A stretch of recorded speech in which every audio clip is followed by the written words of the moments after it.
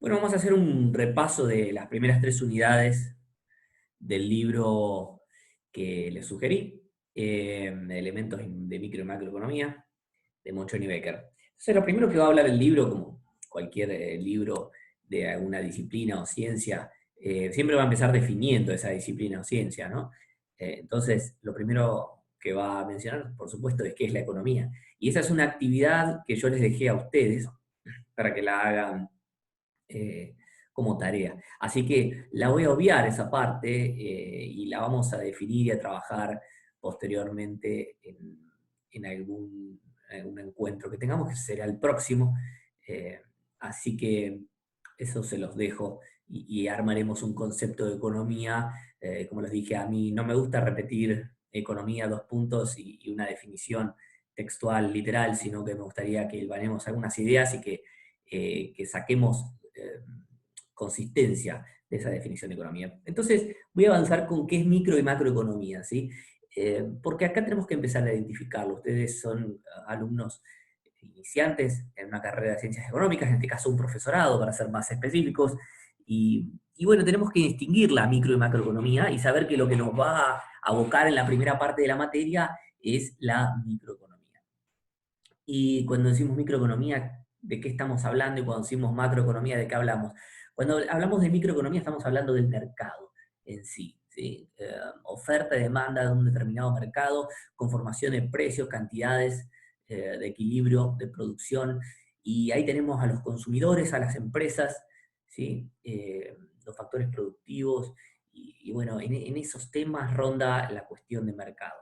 Cuando uno habla de macroeconomía, ya involucra un montón de agentes, no solamente estos problemas de mercado más chicos, sino que empieza a involucrarse un montón de factores y agentes, como por ejemplo, tengo los mercados también en la macroeconomía, está el mercado del petróleo, el mercado de la soja, el mercado de la indumentaria, el mercado, etcétera, pero también tengo el Estado, tengo el sector público sacando impuestos, gastando, el sector externo con importaciones, exportaciones, tiene otros problemas de estudio, la micro y la macro. Son problemas diferentes. En la micro me preocupa qué volumen producir, a qué precio vender, a quiénes les voy a vender. ¿Sí?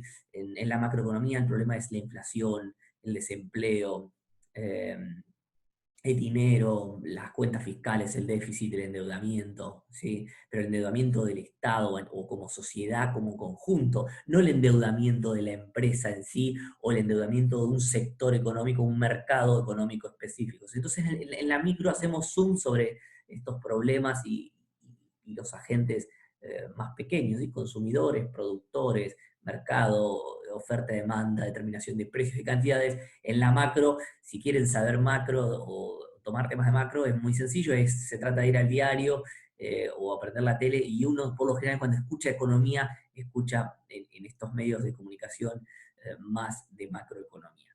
Y ojo, ahí hago un paréntesis e insisto en esto, ojo con lo que escuchen, por lo general el 90% de lo que escuchen y lean es berreta o de mala calidad, no sé cómo decirlo.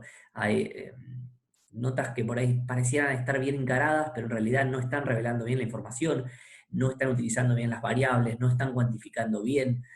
Si vos me das un número, pero no me decís en qué tiempo produjiste ese número, a mí no me dice nada. Y la información en los medios de comunicación está muy, muy mal eh, transmitida.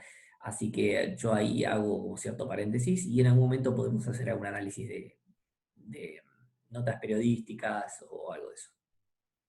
Entonces, un problema o un concepto que nos lleva, nos va llevando el libro y lo desarrolla y lo define es el concepto de necesidad.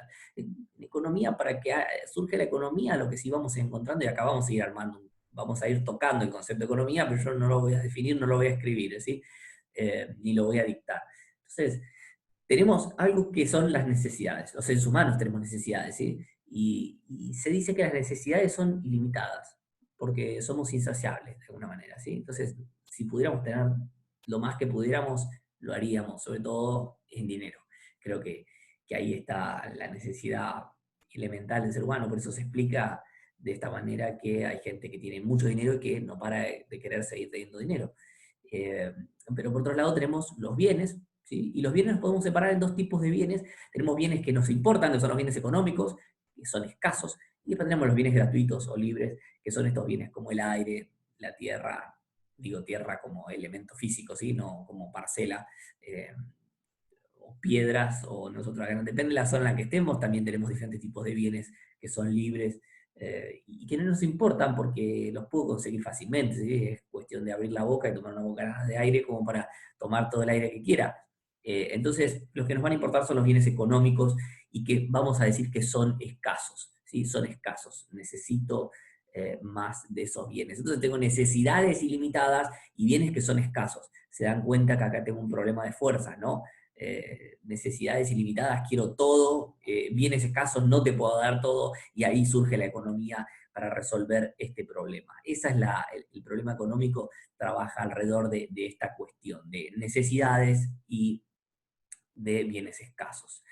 ¿Y para qué sirven los bienes? Y bueno, para satisfacer necesidades, por supuesto. Si yo consumo un determinado bien, satisfago mi necesidad. Si voy y compro una lata de Coca-Cola cuando tenía sed de algo dulce encima, dejé satisfecha mi necesidad de consumir esa lata de gaseosa.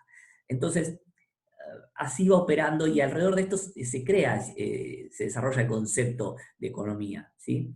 Eh, y ahora les voy a introducir en un otro concepto que es muy importante, que también lo desarrolla el libro, que se llama costo de oportunidad. Y en el próximo video lo vamos a ampliar un poquitito. Entonces, ¿qué es esto del costo de oportunidad?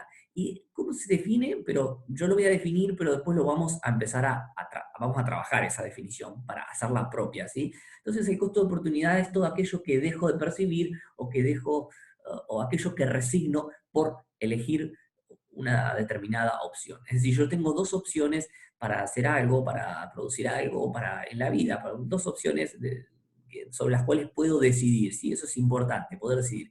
Estoy poniendo dos, pueden ser muchas, ¿sí? Miles, ¿sí? Pero pongo dos porque es más sencillo. Si yo decido ir por el camino A, voy a tener que dejar el camino B, ¿sí? Tiene que haber cierta situación en la cual elegir un camino me implique quitar del otro, ¿sí? Entonces, si yo voy a dedicarme a este camino, tengo que quitarle el camino B, si voy por el camino B, tengo que quitarle el camino A. No puedo hacer los dos caminos al mismo tiempo, ¿sí?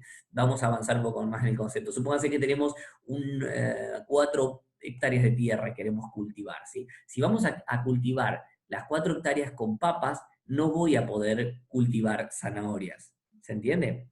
Entonces produciré, no tengo ni idea cuántos, una tonelada de papas, supónganse con esas 4 hectáreas, por tirar un número, no tengo ni idea.